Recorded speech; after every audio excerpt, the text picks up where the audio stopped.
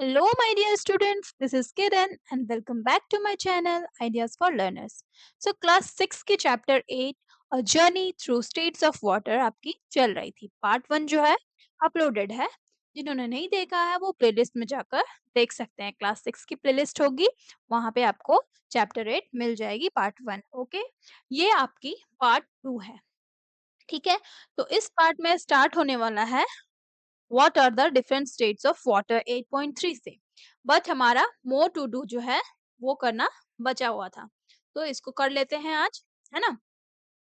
इसमें क्या बताया जा रहा है, amount of water vapour in the air is also known as humidity.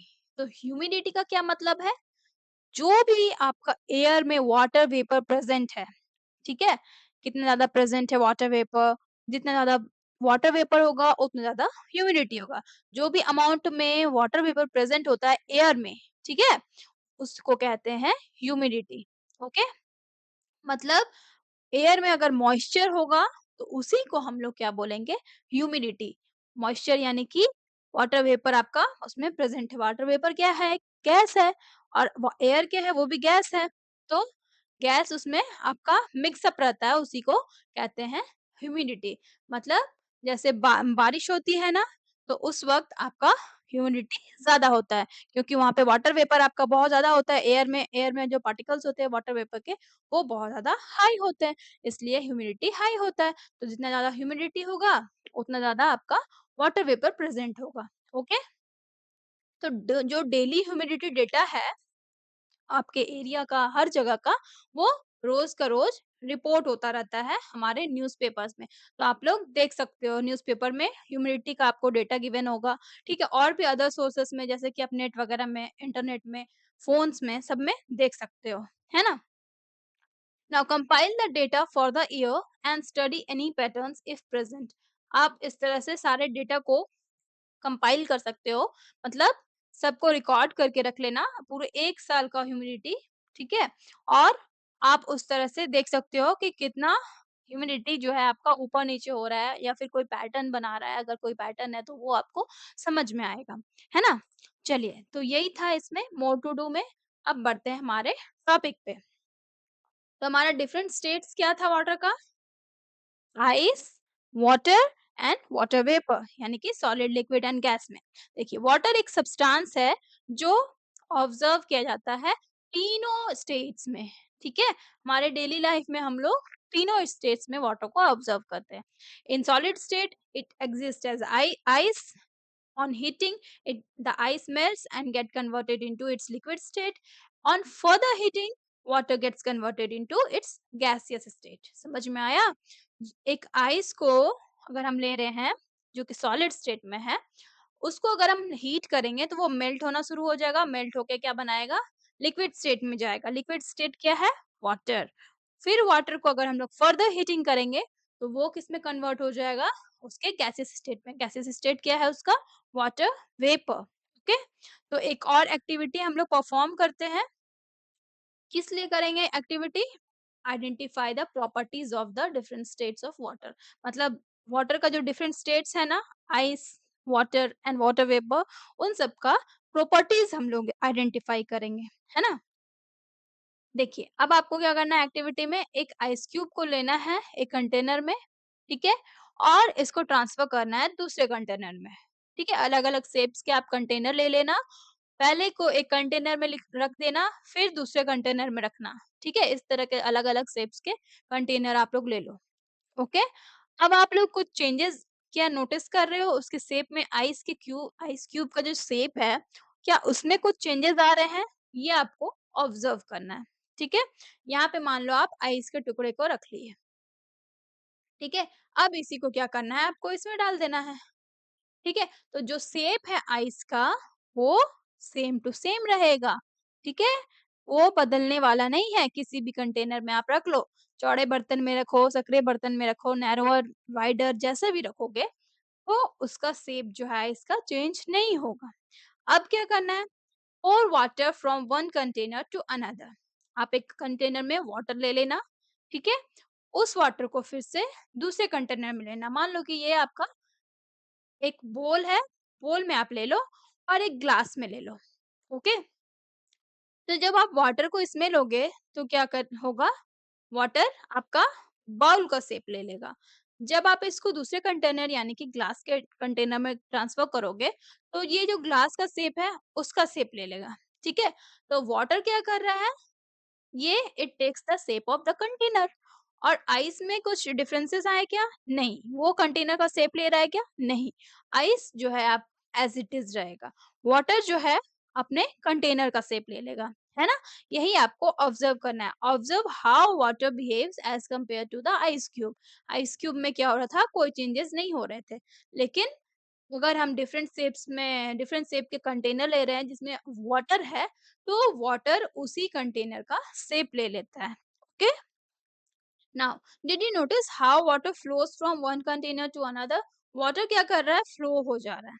ठीक है, ये आप लोगों ने नोटिस किया होगा। और क्या हो रहा है, उसका शेप जो है, उस कंटेनर का शेप को वो ले रहा है।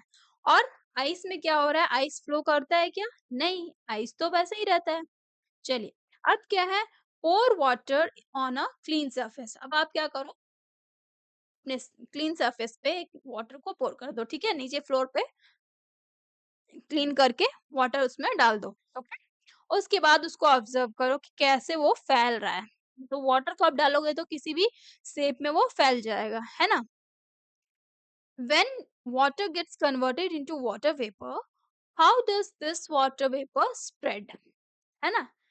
अब आपको पूछा जा रहा है कि ये जब यही वाटर जो है, जब वाटर वेपर बन के ऊपर चला जाएगा एयर में, ठीक है? तो ये कैसे पूरे एयर में, पूरे सराउंडिंग में स्प्रेड हो जाता है।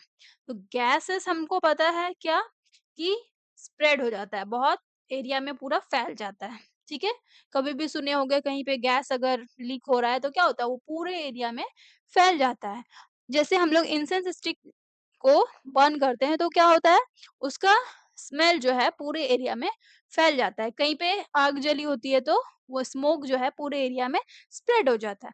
तो वैसे ही वाटर वेपर भी क्या है आपका, जब आपका वाटर कन्वर्ट होता है वाटर वेपर में, तो वो भी स्प्रेड हो जाता है। ओके, क्योंकि वाटर वेपर क्या है, एक टाइप का एयर हो गया।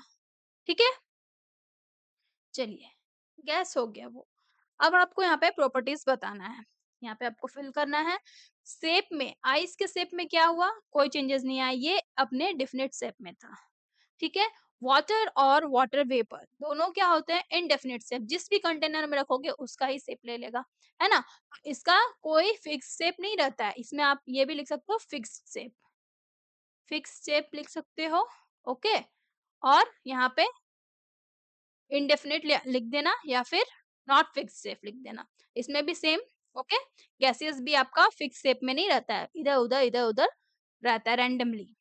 अब फ्लो करने का एबिलिटी किसमें है, आइस क्या फ्लो करता है? नहीं, it can not flow. Water flow कर सकता है और वाटर वेपर फ्लो कर सकता है। ओके, एबिलिटी टू स्प्रेड, वही स्प्रेड माने कि फैल जाना। तो आइस जो है स्प्रेड नहीं होगा, वाटर जो है वो स्प्रेड होगा, और गैसियस स्टेट में वाटर वेपर वो भी स्प्रेड होगा। ओके, रिजिडिटी, रिजिडिटी की बात करें यानी कि ठोस, कितना ज्यादा ये क्या हार्ड है। ओके, तो ये क्या होता है, आइस जो है वो हाईली रिजिड होगा, वाटर जो है वो गैसियस के कंपैरिजन में लेस रिजिड होगा, और गैसियस तो आपका रिजिड ही नहीं होता है ना? चलिए, अब बढ़ते हैं आगे। आप इसमें और भी प्रॉपर्टीज ऐड कर सकते हो। अब क्या है, what are the differences in the properties of water in solid, liquid and gaseous state? आप लोगों ने पिछली प्रॉपर्टीज देखा, ठीक है? जो वाटर की आपकी अलग-अलग स्टेट में डिफरेंसेस थे, वो आप लोगों ने देख लिया। कोई फ्लो कर पा रहे हैं, कोई स्प्रेड कर पा रहे हैं, कोई हाईली रिजिड है, ठीक है? तो यही सब चीज़ था, किसी का शेप जो है वो फिक्स्ड है, किसी का नॉट फिक्स्ड है। तो ऐसे ही डिफरेंसेस हैं। और भी हम लोग डिफरेंसेस देख सकते हैं, जैसे कि यहाँ पे बताया जा रहा है, आइस जो है आपका सॉलिड स्टेट है, वो अपने शेप को रिटेन करके रखता है, मतलब जल्दी से अपने शेप को खोता नहीं है ना? Irrespective of the container in which it is placed, उसको अपने किसी भी कंटेनर में आप रख दो, उसका शेप जो है इसका वही रहेगा। अगर गोल गोल शेप का आइस है तो वो गोल गोल ही रहेगा, है ना? स्क्वायर शेप का आइस है, मतलब क्यूब के फॉर्म में है, तो वो क्यूब के फॉर्म में ही रहेगा, आप किसी भी कंटेनर में रख लो, है ना? लेकिन वाटर के साथ क्या है, वो अपने कंटेनर का शेप ले लेगा। आइस जो है वो फ्लो नहीं करेगा, ना ही स्प्रेड करेगा, लेकिन वाटर आपका फ्लो भी करेगा और स्प्रेड भी करेगा। ठीक है? यहाँ पे लिखा है देखिए, flow and changes its shape.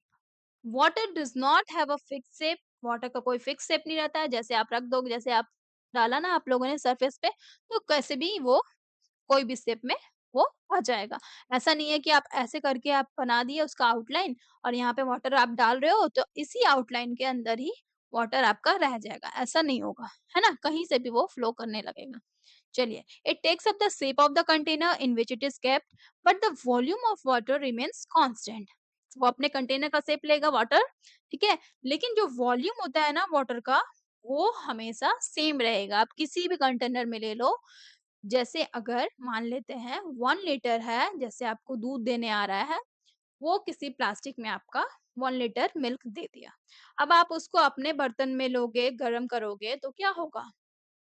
वो दूध जो है आपका 1 लीटर ही रहेगा। जैसे इसने प्लास्टिक में दिया था मिल्कमैन ने, और वही दूध को हम लोग गर्म कर रहे हैं अपने बर्तन में, तो वो यूटेंसिल्स में भी क्या होगा, वो 1 लीटर ही होगा, तो इसका वॉल्यूम जो है वो चेंज नहीं हो रहा है। जैसे कि अगर बात करें, जो आप लोग सिरप पीते हो ना, तो उसमें क्या होता है, सिरप के बॉटल में ड्रॉपर होता है, जो छोटे-छोटे बच्चे होते हैं उनको उनको ड्रॉप्स से दवाई दिया जाता है। तो उसमें ड्रॉपर में क्या होता है, 1 एमएल 2 एमएल करके रीडिंग्स होते हैं, और थोड़े से बड़े बच्चे होते हैं, तो उनके लिए क्या होता है, छोटा-सा कप होता है, मतलब वो ढक्कन होता है, ठीक है? तो उसमें उसको मेज़र करके उसमें भी मेज़रमेंट दिए रहते हैं, 1 एमएल, 5 एमएल, 10 एमएल ऐसे करके। तो आपको अगर बोला जा रहा है कि आपको अपने बच्चे को 1 एमएल ये वाला मेडिसिन देना है, तो आप उस ड्रॉपर में क्या करोगे, 1 एमएल ही लोगे, है ना? 1 एमएल इसमें भी लोगे, इसमें से भी आप 1 एमएल ही लोगे। ऐसा तो नहीं है कि आप लोग चेंज कर दोगे, ये बड़ा ढक्कन है तो चलो इसमें ज़्यादा ले लेते हैं, ये छोटा-सा ड्रॉपर है तो इसमें कम लेते हैं, तो ऐसा नहीं है। वॉल्यूम जो है, मेज़रमेंट जो है उसका, जो कैपेसिटी है, ठीक है? यहाँ 1 लीटर है आपका, मिल्कमैन आपको 1 लीटर दूध दे रहा है, तो वही 1 लीटर आपका इसमें आएगा। ऐसा नहीं है कि यहाँ पे आके हाफ लीटर हो जाएगा, ठीक है? ड्रॉपर में भी आपको 1 एमएल लेना है तो 1 एमएल होगा, और कैप में भी 1 एमएल ही होगा, ठीक है? तो यही है, वाटर का वॉल्यूम व जो है वो चेंज नहीं होता है, वो हमेशा कांस्टेंट रहेगा। वॉल्यूम यानी कि वाटर कितना स्पेस ऑक्यूपाई कर रहा है, ठीक है? किसी भी कंटेनर का, okay? Now does water also possess the property to spread? बिल्कुल, वाटर क्या होता है? स्प्रेड हो जाता है। तो बिल्कुल, वाटर पोजेस करता है वो property. Yes, water has also the property to spread while keeping the volume constant. Volume सिर्फ जो है वो कांस्टेंट रहता है। ठीक है? वॉल्यूम को याद रखना। नाउ अब बात आती है वाटर वेपर की, यानी कि गैसियस स्टेट। इसमें क्या होता है, it exhibits a property of spreading out in the entire available space. जितना भी स्पेस रहेगा, ठीक है, गैसियस में मतलब कोई भी गैस जो होता है, जितना भी स्पेस रहता है ना उतना में स्प्रेड हो जाता है। तो यही वाटर वेपर क्या है, आपका गैस है। तो इसीलिए ये कौन सा प्रॉपर्टी एग्जिबिट करता है, प्रॉपर्टी ऑफ स्प्रेडिंग आउट। कुछ भी स्प्रेड करता है, पूरा जितना भी इंटायर अवेलेबल स्पेस उसमें उसके पास होता है, उतना स्पेस में वो फैल जाता है। Okay, gases does not possess a fix shape. Gases के पास फिक्स शेप नहीं होती है, मतलब जो आपको पीछे बताया गया था, फिक्स शेप, इंडेफिनिट शेप, ठीक है? Now water vapor exists even at room temperature, so it is invisible to us. Water vapour जो है हमारे रूम टेम्परेचर में भी होते हैं, एग्जिस्ट करते हैं, लेकिन वाटर वेपर क्योंकि एक गैस है, वो हमारे पास इनविजिबल होते हैं, हम लोग उसको देख नहीं सकते। Okay, it is present in the air around us. The water that evaporates during the process, like drying of clothes or mopping of floors, contribute to the water vapor in the air around us. ठीक है, ये हमारे air में present होती है। जो भी water आपका इवेपोरेशन के प्रोसेस में वाटर वेपर बन रहा है, जैसे कि आपका क्लोथ्स जब ड्राई हो रहा है उस वक्त, जब आप फ्लोरिंग कर मॉपिंग कर रहे हो फ्लोर पे, ठीक है, उस वक्त तो उसमें जो इवेपोरेट हो रहा है, वाटर वेपर बन रहा है, तो वो वाटर वेपर कहाँ जाता है? हमारे एयर में, हमारे जितने भी आस-पास में एयर में हैं, उसी में वाटर वेपर जाके अपना कंट्रीब्यूशन देता है। ठीक है? चलिए, now you are now familiar with the 3 states of water। अब आपको पता तो चल गया, वाटर का 3 स्टेट्स होता है, इससे फ़ैमिलियर हो गए। लेकिन ऐसे और भी बहुत सारे सब्सटेंस हैं जो कि 3 स्टेट्स में रहते हैं, जैसे कि वैक्स हो गया, ऑयल या घी हो गया, ठीक है? ये सब भी 3 स्टेट्स में होते हैं। वैक्स यानी कि कैंडल का वैक्स आप जान जान लो। इसको अगर आप गर्म करोगे तो जैसे कि एक कैंडल है, ओके? ये जब गर्म होता है तो क्या होता है, ये पिघलने लगता है और ये अपने लिक्विड के फॉर्म में आ जाता है। ठीक है? ये कैंडल आपका लिक्विड के फॉर्म में आ गया और फिर ये जलता रहता है तो क्या होता है, धीरे-धीरे ये बर्न होने लगता है और ये गैस में कन्वर्ट हो जाता है। तो यही है आपका वैक्स। ऑयल घी के साथ भी ऐसा ही होता है, घी वगैरह हो गया जब ठंडा हो जाता है तो वो जम जाता है। जैसे कि अभी ठंडे के सीज़न में क्या होता है, घी जो है वो जम जाता है। यही गर्मी के टाइम में क्या होता है, घी आपके लिक्विड के फॉर्म में रहेगा। जब आप घी को जैसे आप रोटी में लगा रहे हो तो उस टाइम में क्या होता है, घी इवेपोरेट भी होता है। घी या फिर ऑयल इवेपोरेट होने लगता है। तो ये भी 3 स्टेट्स में आपके होते हैं। ओके? और भी बहुत सारे एग्ज़ाम्पल्स देखने हैं, जैसे कि एग्ज़ाम्पल्स ऑफ सॉलिड्स, लिक्विड्स और गैसेस देखेंगे। तो बहुत सारे एग्ज़ाम्पल आप देख सकते हो।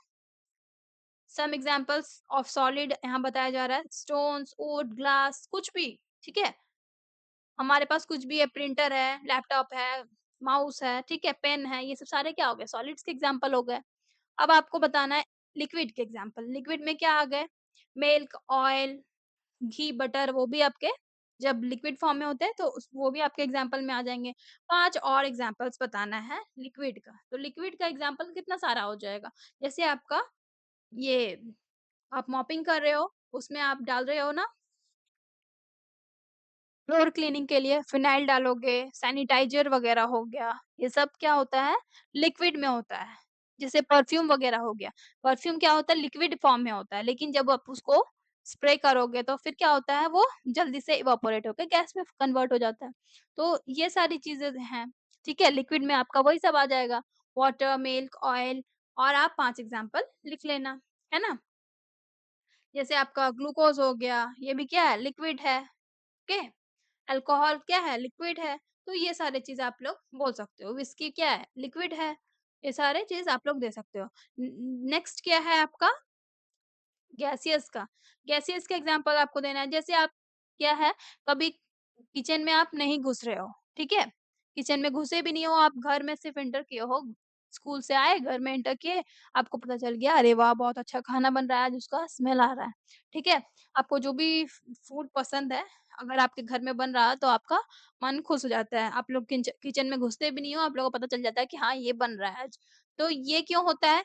क्योंकि गैस जो है आपका पूरे आपके एटमॉस्फेयर में एनवायरनमेंट में स्प्रेड हो गया है ओके तो you can smell the food being cooked even without entering the kitchen okay तो इस तरह से हमारा स्मेल जो है वो हमारे तक आ जाता है क्या क्यों क्योंकि गैसियस का ये प्रॉपर्टी होता है कि वो स्प्रेड हो जाता है पूरे एरिया में ओके तो ड्यू टू दिस प्रॉपर्टी ये जो स्मेल है हमारे तक आ जाता है ओके यहाँ पे देखिए it is because the smell of yummy food from cooking spreads through the air and reaches our nostrils even if we are not in the kitchen ठीक है जो भी आपका यम्मी फूड जो बन रहा है वो स्प्रेड हो जाता है पूरे एयर में उसका स्मेल और हमारे नाक तक भी आ जाता है तो इसलिए हमें पता चल जाता है हम लोग स्मेल करते हैं तो हमें पता चल जाता है now what are the other example of gases gases के बहुत सारे एग्जांपल है जैसे कि ऑक्सीजन कार्बन डाइऑक्साइड हो गया कार्बन मोनोऑक्साइड हो गया मीथेन गैस हो गया बहुत सारे गैसेस हैं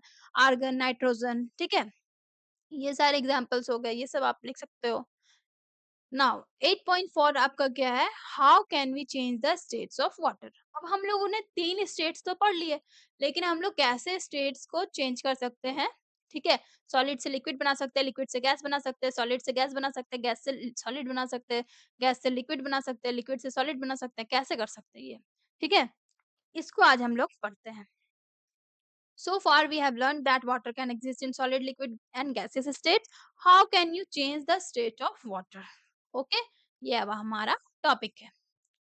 तो टॉपिक को स्टार्ट करने से पहले आप ये जान लो, AWG एटमॉस्फेरिक वाटर जनरेटर ये क्या है? ये एक मशीन है जो कलेक्ट करता है क्या? वाटर. किससे? From humid air. ह्यूमिडिटी अभी आप लोगों ने पढ़ा ना, सबसे फर्स्ट टॉपिक मैंने ह्यूमिडिटी बताया, वही है आपका ह्यूमिड एयर. ह्यूमिड एयर में क्या होता है? वाटर वेपर जो प्रेजेंट होता है, ठीक है, उससे ये वाटर को कलेक्ट कर लेता है, निकाल लेता है, ठीक है. और क्या करता है? ये पोर्टेबल वाटर बना देता है, मतलब जो water which is fit for drinking, जो ड्रिंकेबल वाटर है उसी को पोर्टेबल वाटर बोलते हैं. वो ह्यूमिड एयर से वाटर ले लेता है और उस वाटर को ड्रिंकेबल बना देता है, ठीक है. कौन? एटमॉस्फेरिक वाटर जनरेटर, ठीक है. यही मशीन के वजह से ड्रिंकेबल वाटर प्रोड्यूस कर सकते हैं हम लोग, ठीक है. ये कैसे होता है? This is run through condensation of water vapour by cooling the air. Air को ठंडा कर दे दिया जाता है. वाटर वेपर जो भी होता है ना, ह्यूमिडिटी प्रेजेंट होता है, ह्यूमिड एयर को वो कलेक्ट करते हैं, उसमें वाटर वेपर प्रेजेंट होता है. वाटर वेपर को वो लोग कूल कर देते हैं. वो जो मशीन है वो क्या करता है? कूल कर देता है, ठंडा करता है. तो ठंडा करने से क्या होता है? कंडेंसेशन प्रोसेस हो जाएगा. तो कंडेंसेशन प्रोसेस होगा तो क्या होगा? ये जो वाटर वेपर था वो वाटर में कन्वर्ट हो जाएगा, ठीक है. This process is similar to the formation of drops of water outside the glass tumbler. ये filled with ice and water. ये जो आपका प्रोसेस है किसके सिमिलर है? जो आप लोगों ने जैसे लैमिनेट जब बना रहे थे ठंडे पानी में, वाटर आपका आइस डला हुआ था, उसके बाहर आपका वाटर ड्रॉपलेट्स अपीयर हो रहा था ना, तो ये जो आपका प्रोसेस हो रहा है एटमॉस्फेरिक वाटर जनरेटर में, वो सिमिलर है. दोनों का प्रोसेस जो है वो सिमिलर है. इसमें भी कंडेंसेशन हो रहा है, इसमें भी कंडेंसेशन हो रहा था. Okay. Now, how can you quickly change ice into its liquid states, that is water? Ice को हम लोग वाटर में कैसे चेंज कर सकते हैं? तो ये तो हम लोग अभी पढ़ने वाले हैं, लेकिन आप लोगों को तो पता ही है. आइस को अगर ऐसे ही रख दो तो क्या होगा? आइस जो है आपका फ्रीजर में है. वाटर को अगर आप फ्रीजर में डाले, क्या हुआ? वो फ्रीज होके आइस बन गया. फ्रीज में क्या था? आपका टेम्परेचर बहुत कम था, ठंडा था, कूल था, ठीक है. जैसे ही आप उसको आइस को बाहर लेकर आए, ठीक है, नॉर्मल रूम टेम्परेचर में, तो इसके लिए क्या हो गया? इसका टेम्परेचर ज़्यादा हो गया. ज़्यादा हो गया मतलब इसका टेम्परेचर, इसको गर्मी लगने लगा. जैसे ही गर्मी लगता है तो हमें क्या होती है? पसीना आने लगती है, स्वेटिंग होने लगता है. यहाँ आइस के साथ भी ऐसा ही होता है, ठीक है. आइस को भी गर्मी लगता है तो क्या होता है? वो पिघलना शुरू हो जाता है और पसीना निकलता है तो क्या होता है? उसका वाटर निकल जाता है, वो मेल्ट होके वाटर बनाता है. मतलब आपको क्या करना है? इसका ये जो फ्रिज में था, ठीक है, फ्रीज़र में था, इसका टेम्परेचर क्या था? कम था, बहुत कम था, ठीक है? और जब आप इसको बाहर लेकर आए तो उसका टेम्परेचर क्या हो गया? बढ़ गया, ठीक है? तो बढ़ जाने के मतलब यहाँ पे हीट आपका प्रोड्यूस हुआ.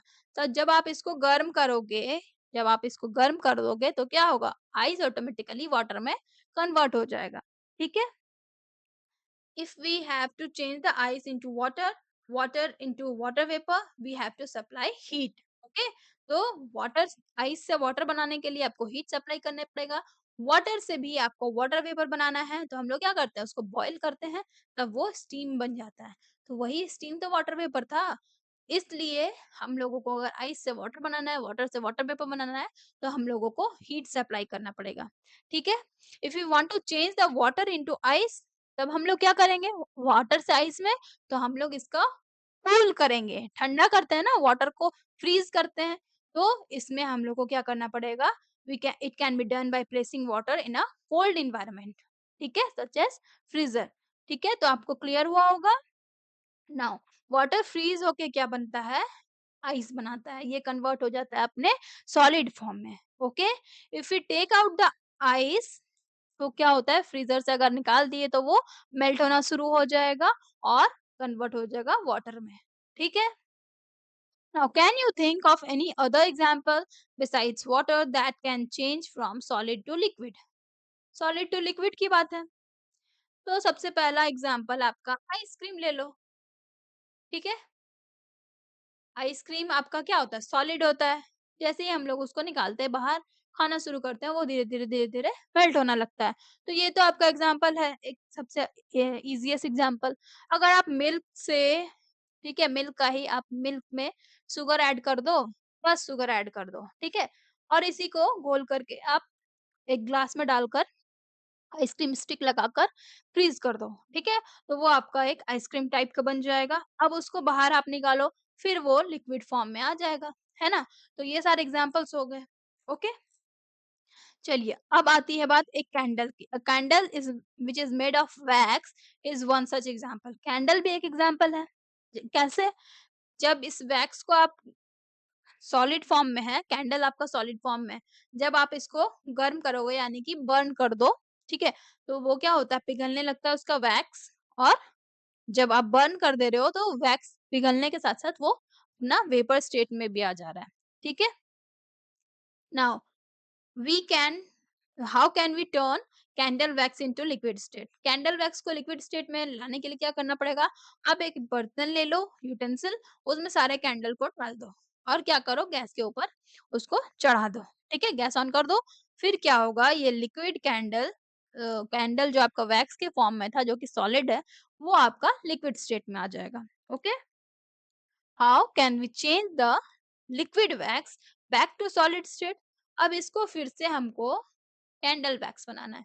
भाई इतना थका दोगे तो कैसे होगा? एक बार बनाओ, एक बार फिर से उसको वही स्टेट में लाओ। तो चलो कर ही लेते हैं, बोला जा रहा है तो। तो क्या करना है, जैसे आपका वाटर के साथ हो रहा था, इसमें आपका आइसक्रीम के साथ हो रहा था, मिल्क और शुगर के साथ हो रहा था, इसी तरह इसको क्या करेंगे, फ्रिज में डाल देंगे।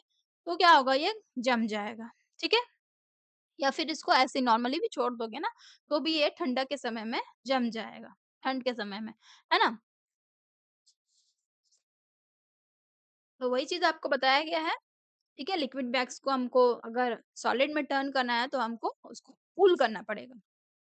और भी बहुत सारे लिक्विड्स आप लोगों ने देखे होंगे, जो कि सॉलिड में कन्वर्ट हो जाते हैं। जैसे कि घी हो गया, जैसे कि कोकोनट ऑयल हो गया, कोकोनट ऑयल का डब्बा अगर आप लोगे, तो ठंडे के सीज़न में क्या होता है, ये पूरा जम जाता है। अब उसको आप धूप में रख देते हो, तब जाके वो थोड़ा-सा गलता है ना? तब उसको हम लोग अप्लाई कर पाते हैं अपने हेयर पे। तो यही आपका एग्ज़ाम्पल हो गया, ओके? घी का भी एग्ज़ाम्पल हो गया। चलिए, now hence we can see that water and other substances change their states on heating और कूलिंग। तो हम लोगों को क्या पता चला, वाटर या फिर कोई भी अदर सब्सटेंस अपने स्टेट को कब चेंज करता है, जब हम उसको हीट करते हैं या फिर उसको कूल करते हैं। हीट करने का मतलब जब उसका टेम्परेचर हम लोग इंक्रीज कर दे रहे हैं, कूल करने का मतलब जब उसका टेम्परेचर हम लोग डिक्रीज कर रहे हैं, ओके? तो जो प्रोसेस है, ठीक है, कन्वर्जन का, सॉलिड से अगर लिक्विड में हो जा रहा है, उस प्रोसेस को हम लोग क्या बोलेंगे, मेल्टिंग, ओके? जब सॉलिड आपका कन्वर्ट हो रहा है किसी लिक्विड में, ओके, तो इसको हम लोग क्या बोलेंगे, इस प्रोसेस को हम लोग बोलेंगे मेल्टिंग, ओके? और यही प्रोसेस जो आप जिसमें लिक्विड आप सॉलिड स्टेट में चेंज कर रहे हो, लिक्विड को अगर हम लोग सॉलिड में चेंज कर दे रहे हैं, तो इस प्रोसेस को हम लोग क्या बोलेंगे, फ्रीजिंग, ठीक है? फ्रीजिंग तो बहुत आसान है, क्योंकि हम लोग जैसे वाटर को आइस में कन्वर्ट कर रहे हैं, तो हम लोग फ्रीज में डाल रहे हैं, तो यहाँ पे फ्रीजिंग हो गया, ठीक है? और आइस अगर आपका सॉलिड में है और वो लिक्विड आपको वाटर बनाना है, तो आइस क्या होता है, बाहर में निकालने से ही मेल्ट होने लगता है। तो मेल्ट आपका हुआ, तो यानी कि मेल्टिंग, इस तरह से आप लोग नाम को याद कर लेना। जब भी सॉलिड आपका चेंज होगा लिक्विड स्टेट में, उसको क्या बोलेंगे, उस प्रोसेस ऑफ कन्वर्जन को बोलेंगे मेल्टिंग, ठीक है? लिक्विड आपका जब सॉलिड में चेंज हो रहा है, उस प्रोसेस ऑफ कन्वर्जन को बोलेंगे फ्रीजिंग, ओके? इसको माइंड में रखना। इवापोरेशन आपका माइंड में रहना चाहिए, कन कंडेंसेशन माइंड में रहना चाहिए, मेल्टिंग और फ्रीजिंग माइंड में रहना चाहिए, ओके? चलिए, अब आपको ये सारों आप लोग को माइंड में है, तो आप ये वाला बॉक्स को फिल कर सकते हो। इसको कंप्लीट करना है डायग्राम को, ओके? तो पहले आपको मैं अभी ये बताई, सॉलिड जब मेल्ट होता है, तो मेल्ट होके वो क्या बनाता है? लिक्विड बनाता है, ओके? यहाँ पे आपको बॉक्स दिया गया है, इसमें से ही फिल करना है। तो ये आपका लिक्विड हो गया बी, देन अब आप लिक्विड से गैस में जा रहे हैं हम लोग, ठीक है? लिक्विड से हम लोग किसमें जाएँगे? गैस में। तो लिक्विड से गैस में हम लोग कब जाते हैं? जब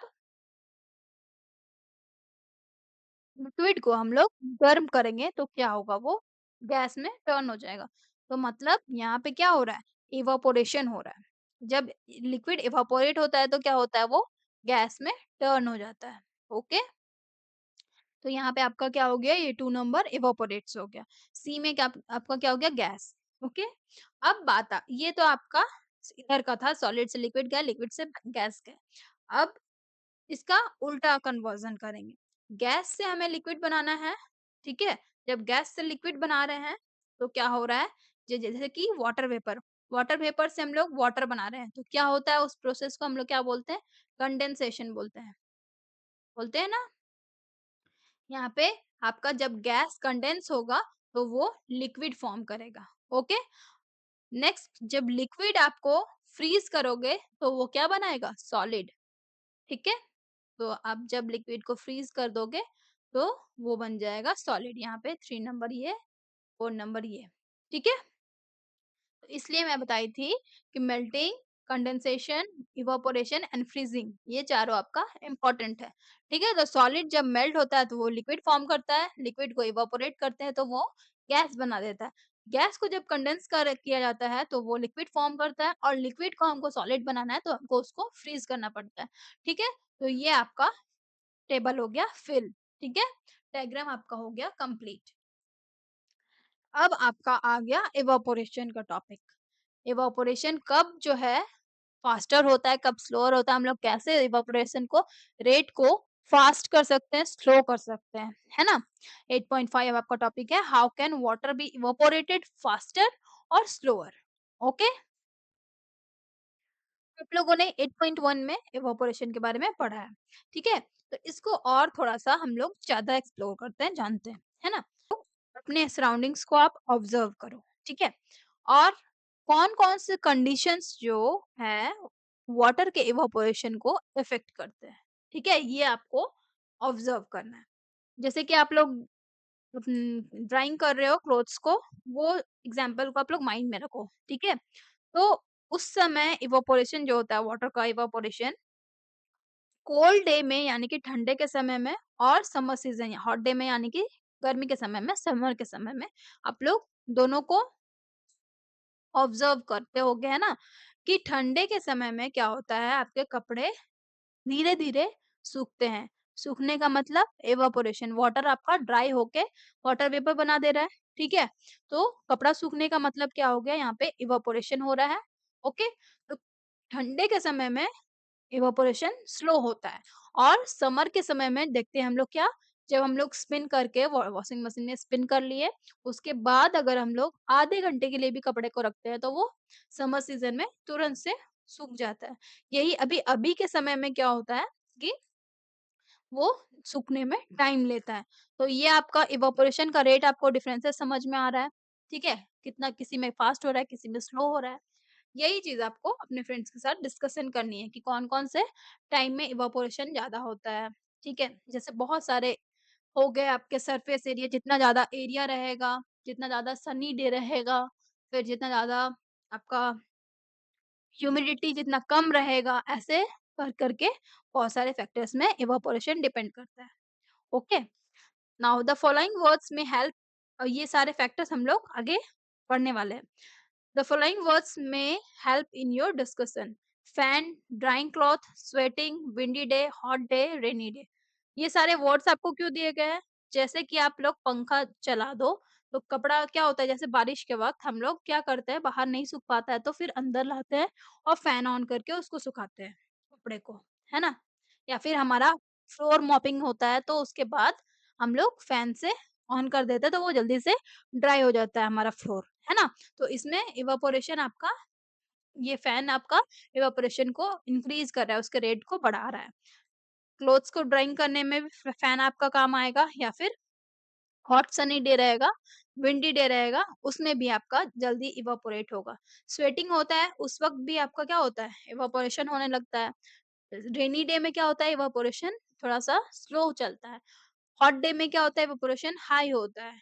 यही आपका कोल्ड डे में क्या होता है, इवेपोरेशन लो होता है। रेनी डे में उससे भी लो होता है। ओके, चलिए आपको फिर से यहाँ पे एक एक्टिविटी करना है। किस लिए करना है? To investigate the conditions that will affect how fast water will evaporate. Okay, तो हमें इस एक्टिविटी में क्या करना है? इन्वेस्टिगेट करना है। ओके, आपको इस एक्टिविटी के लिए क्या करना होगा? एक छोटा सा कैप ले लेना बॉटल का और एक प्लेट ले लेना। ठीक है, दोनों में सेम अमाउंट ऑफ वाटर हमें डालना है। एक कैप में ले लेंगे वाटर और same amount of water plate में लेंगे। ओके, और वाटर की जगह हम लोग सैनिटाइजर को भी यूज कर सकते हैं। ठीक है, क्योंकि सैनिटाइजर का इवापोरेशन रेट जो है वो ज्यादा होता है। जैसे पेट्रोल हो गया, आपका स्पिरिट हो गया, ये सब जो लिक्विड है बहुत जल्दी इवापोरेट होते हैं। तो इन सब को भी आप लोग यूज कर सकते हो। यहाँ पे आपको सैनिटाइजर भी बोला गया है, यूज कर सकते हो। ठीक है, तो अगर वाटर आपके पास सैनिटाइजर अवेलेबल नहीं है तो वाटर ही ले लेना। बॉटल के कैप में लेना है और प्लेट में लेना है और उसको एक ही जगह पे आस-पास दोनों को रख देना। ठीक है? बॉटल में जो आपका बॉटल कैप में जो एक्सपोज्ड एरिया था, छोटा-सा बॉटल कैप है, इतना ही एरिया में आपका वाटर एक्सपोज्ड है और प्लेट में क्या है कि इस एरिया में जैसे वाटर फैला हुआ है, तो इतना एरिया आपका एक्सपोज्ड है। ठीक है? दोनों का एरिया जो है वो डिफरेंट है। एरिया वाटर का वो डिफरेंट है। अब आपको क्या रिकॉर्ड करना है? रिकॉर्ड करना है जो भी टाइम आपका वाटर ले रहा है टू कंप्लीटली इवापोरेट। ठीक है, पूरा वाटर आपका इवापोरेट यानी कि पूरा वाटर आपका सूख जाना चाहिए, कैप से भी और प्लेट से भी। ठीक है, तो दोनों में कितना टाइम ले रहा है हमें यही रिकॉर्ड करना है। ठीक है, what conditions did we keep the same? दोनों में कंडीशंस क्या सेम रखे हैं? दोनों को साथ में रखे हैं एक साथ, तो दोनों का टेम्परेचर जो है वो सेम ही है। ठीक है, दोनों में टेम्परेचर सेम है। Now what did we change in this investigation? इसमें हम लोग चेंज क्या कर रहे हैं? Surface area.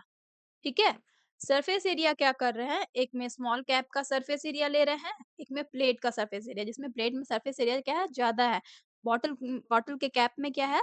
कम है। ठीक है, और हम लोग इस इन्वेस्टिगेशन में क्या मेजर कर रहे हैं? Time taken to complete the water evaporation. ठीक है, वाटर जो आपका इवापोरेट हो रहा है उसमें कितना टाइम लग रहा है कंप्लीटली इवापोरेट होने में, वो टाइम हमको मेजर करना है। ओके, चलिए अब यहाँ पे आपको अपने जो भी आप इन्वेस्टिगेशन किए अपने फाइंडिंग्स को यहाँ पे लिखना है। छोटे से बॉटल के कैप का एरिया क्या था? एरिया जो है वो लेस है। ठीक है, और उसमें टाइम कितना लग रहा है? पूरा बॉटल का जो कैप है पूरा पानी उसका इवापोरेट होने में कितना टाइम ले रहा है, ये आपको यहाँ पे लिखना है। और प्लेट का एरिया जो है वो मोर है, ज्यादा एक्सपोज्ड एरिया, तो उसमें आपका पानी आपका जो था वो इवापोरेट हो रहा है, वो कितना टाइम ले रहा है वो आपको लिखना है। तो दोनों में आप लोग लिखोगे, इसमें आपका कम टाइम लेगा। क्यों? क्योंकि इसका एक्सपोज्ड एरिया जो है वो ज़्यादा है। ज़्यादा एरिया में आप पानी को स्प्रेड करके रख दिए हो, तो वो जल्दी-जल्दी इवापोरेट करेगा और छोटे से एरिया में अगर आपका वाटर है, तो वो धीरे-धीरे इवापोरेट करेगा। ठीक है? तो इससे हम लोग क्या कंक्लूड कर रहे हैं? If you spread out the water on the plate, its area exposed to air is larger. ठीक है? अगर हम वाटर को प्लेट में अगर स्प्रेड कर देंगे पूरे प्लेट में, तो उसका लार्जर एरिया हो जाएगा। इसके वजह से क्या होगा? इवापोरेशन फास्टर होगा। What would happen if the milk is taken instead of water in this activity?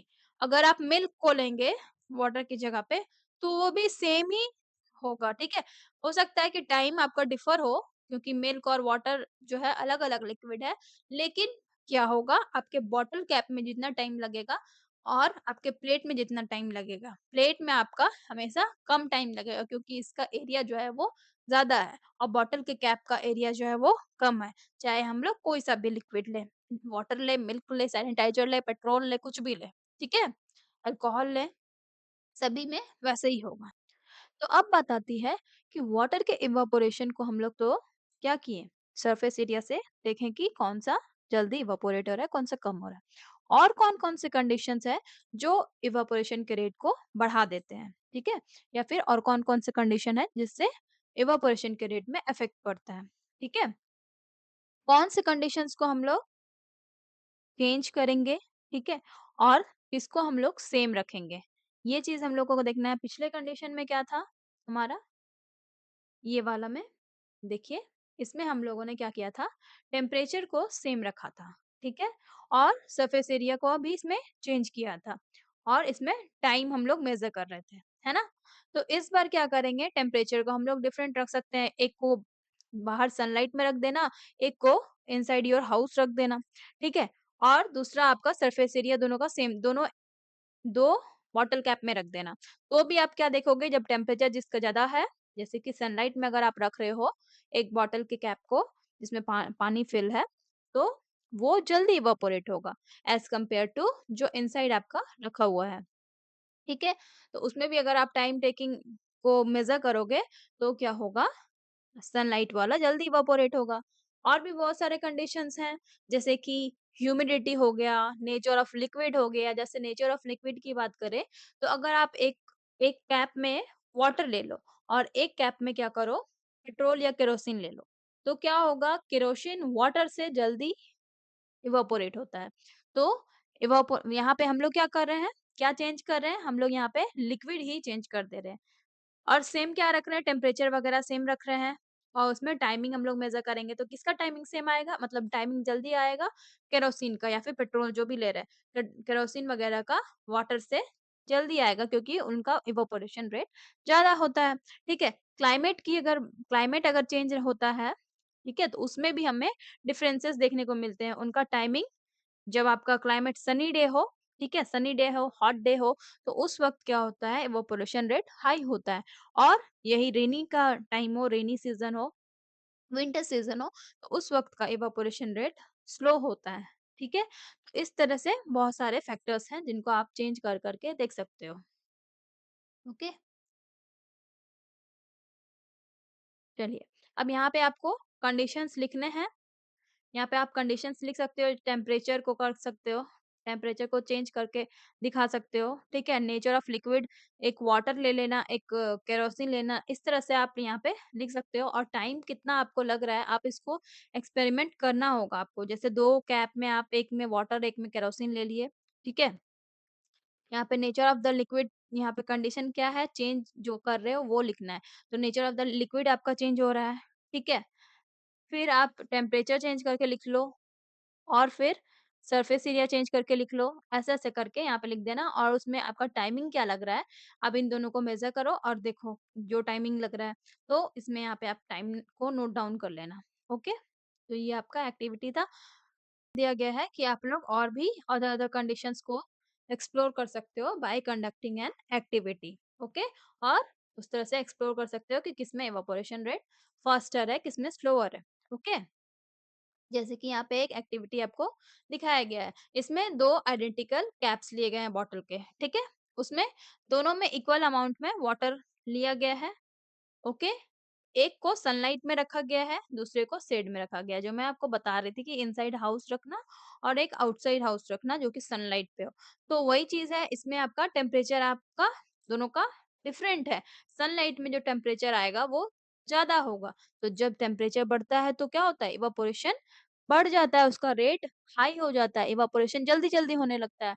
Water जो है वाटर वेपर में जल्दी कन्वर्ट हो जाएगा और यही आपका शेड में आप रख दोगे तो वहाँ पे तो रेट उसका स्लो ही होगा, इवेपोरेशन धीरे-धीरे होगा, ओके? तो वही आपको ऑब्ज़र्व करना है ना? चलिए, तो हर 15 मिनट में आप ऑब्ज़र्व कर लेना और पूरा पानी कब कितना देर में वो इवेपोरेट कर रहा है, वो आपको लिखना है, मेज़र करना है, ओके?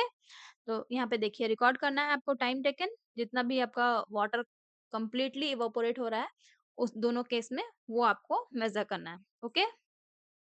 यही एक्टिविटी आप विंडी या रेनी डे के टाइम में कर सकते हो और अपने ऑब्जर्वेशन को देख सकते हो। एक बार जब आपका विंडी डे हो, उस टाइम में आप एक कैप में पान वाटर रख लेना, एक कैप में आप वाटर रखना और जब आपका रेनी डे हो, तब आप एक कैप में वाटर रखना। दोनों में इवेपोरेशन का टाइमिंग कितना है, वाटर पूरा कंप्लीटली खाली हो जाए, वाटर पूरा इवेपोरेट हो जाए, उसको आपका टाइम मेज़र करना है, ठीक है? दोनों में आप टाइमिंग मेज़र करोगे तो आपको पता चल जाएगा कि दोनों में टाइमिंग डिफरेंस आ रहे हैं, इवेपोरेशन रेट में डिफरेंसेस हैं, ओके? तो ये सारे एक्टिविटीज़ से हम लोग क्या कंक्लूज़न निकाले कि वाटर जो है फास्टर इवेपोरेट हो रहा है, कब? जब हम उसे सनलाइट में रख रहे हैं और शेड में आपका स्लोअर होगा, Okay. Now it is common observation that clothes dry faster on a sunny day. Do clothes dry faster or slower on the windy day? जो आपका सनी डे होता है यानी कि हॉट सनी डे यानी कि बहुत स्कॉचिंग हीट जब आता है आपका, ठीक है, अर्थ पे, उस समय क्या होता है, क्लॉथ्स बहुत जल्दी ड्राई हो जाते हैं। और क्या है, जब आपका पूरा हवादार रहे मौसम, ठीक है, तो उस वक्त भी हमारा क्लॉथ्स जो है बहुत जल्दी ड्राई होता है, ड्राई फास्टर। ओके, स्लोअर नहीं होगा। क्यों? क्योंकि इसमें भी आपका इवापोरेशन रेट जो है वो बढ़ जाता है, इसलिए वो जल्दी-जल्दी क्लॉथ्स जो है ड्राई हो जाता है। वाटर जो है इवापोरेट होने लगता है, वाटर वेपर में कन्वर्ट होने लगता है। ठीक है? It is once again a common observation that clothes dry faster on a windy day. Okay? With the increase in the movement of air, water evaporates faster. ठीक है? जैसे मूवमेंट ऑफ एयर इंक्रीज हो रहा है तो water क्या करेगा, fast evaporate होने लगेगा। ठीक है, आपके क्वेश्चन आंसर में भी एक क्वेश्चन है कि फैन जब आप ऑन करते हो तो उस वक्त क्या होता है, इवेपोरेशन फास्टर होगा या स्लोअर होगा। ठीक है, क्योंकि फैन तो क्या करता है, वो कूल कर देता है हमारे रूम को। ठीक है, तो उसमें इवेपोरेशन फास्टर कैसे होगा, फास्टर इसलिए होगा क्योंकि with the increase in the movement of air, water evaporates faster. ठीक है, तो इसलिए क्या होता है, फैन जब चल रहा होता है तब भी इवेपोरेशन फास्टर होता है।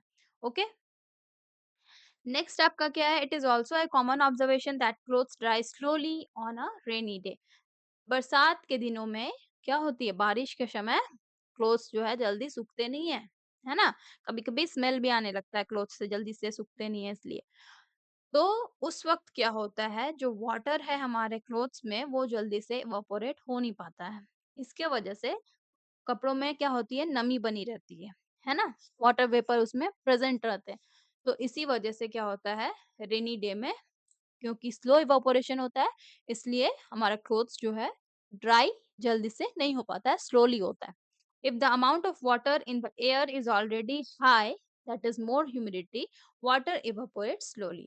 तो ह्यूमिडिटी का क्या है रोल, जब आपका एयर में वाटर प्रेजेंट होता है उसको हम लोग ह्यूमिडिटी बोलते हैं। जब एयर में वाटर बहुत ज्यादा प्रेजेंट होगा, ठीक है, मतलब ह्यूमिडिटी आपका हाई होगा, तो आपका इवेपोरेशन क्या होगा, स्लोअर होगा, है ना? ये आप याद रखेंगे।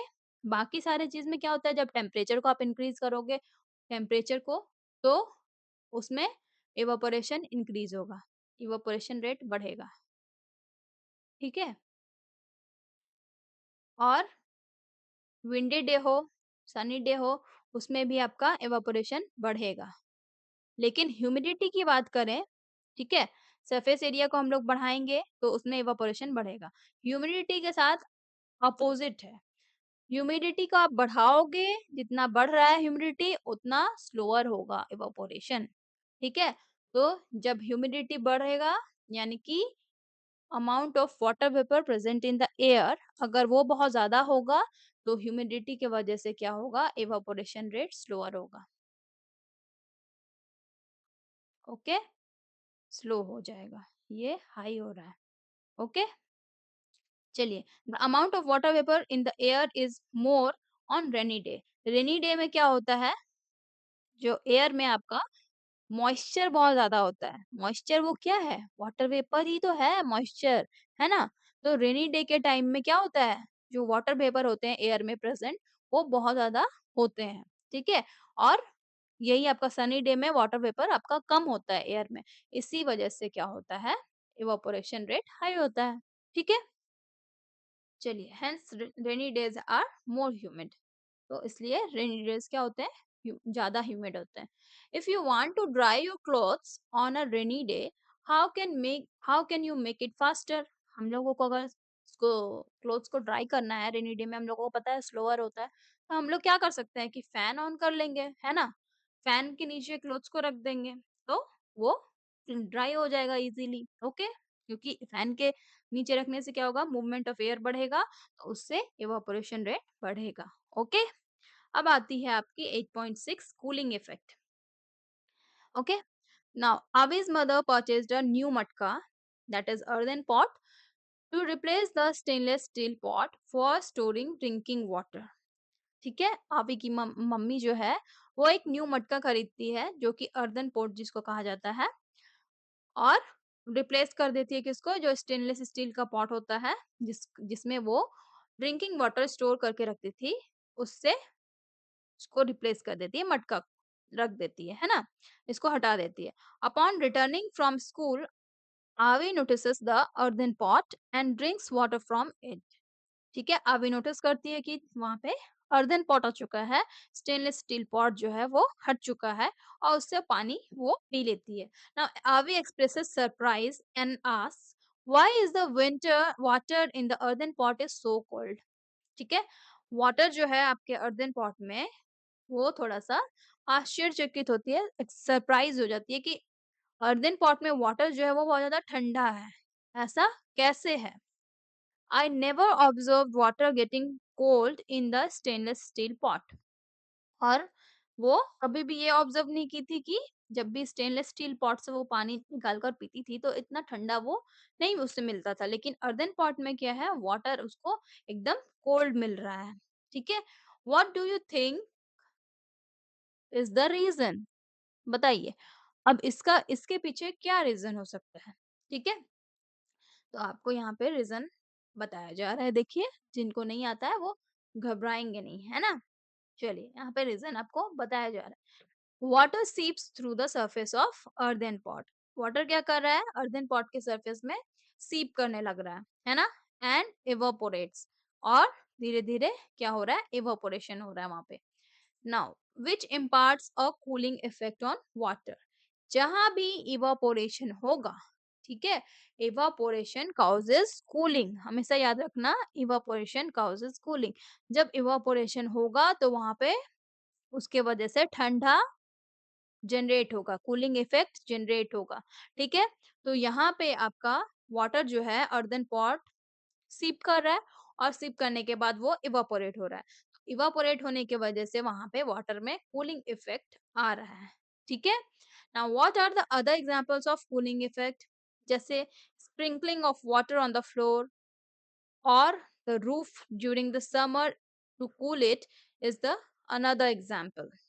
अब ये क्या बता रही है? Now I can understand why we feel cooler if we sit under a fan. Fan के अंडर सिट मतलब बैठने से क्या हो रहा है कि वो हवा में क्या कर रहा है, वाटर जो भी पार्टिकल्स हैं उसको इवापोरेट कर दे रहा है। तो जो विंड है वो हेल्प कर रहा है, जो भी स्वेट रहता है उसको इवापोरेट करता है, और उससे हमें कूल फील होता है। जब भी आपको बहुत ज्यादा स्वेटिंग होगी ना, ठीक है, और अगर बाहर से गर्म हवा भी आ रही है तो आपको गर्म फील नहीं होगा, ठंडा ठंडा फील होता है, due to evaporation. Okay, now how do you feel when you rub sanitizer on your hands?